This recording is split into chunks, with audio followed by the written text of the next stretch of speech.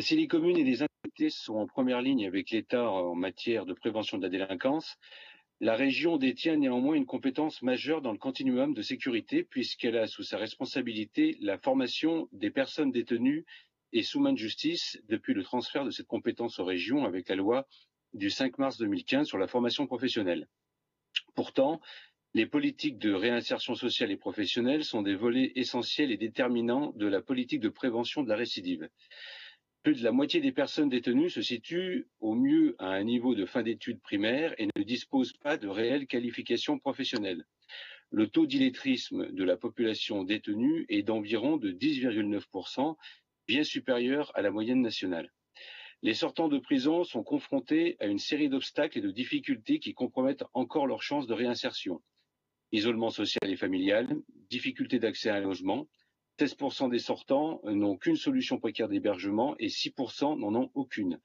Casse-tête administratif pour régler leur situation, endettement, amende pénale, dommages et intérêts, éloignement du marché de l'emploi aggravé par un trou dans le CV et un casier judiciaire chargé. Et la formation, qu'elle soit générale ou professionnelle, constitue l'un des outils essentiels de la réinsertion. Or, force est de constater que la région Auvergne-Rhône-Alpes s'intéresse peu à ce sujet et qu'elle n'assume pas une compétence qui participe pourtant d'un continuum de sécurité et de prévention de la délinquance.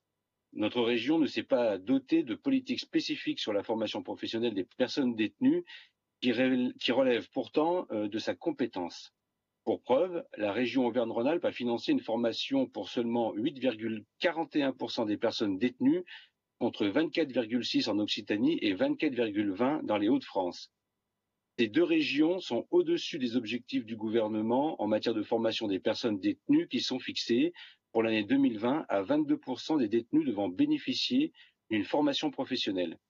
En conséquence, il convient d'assumer pleinement le rôle qui incombe à la région en matière de formation professionnelle des détenus et de réaffirmer l'intérêt de cette compétence en matière de prévention de la récidive.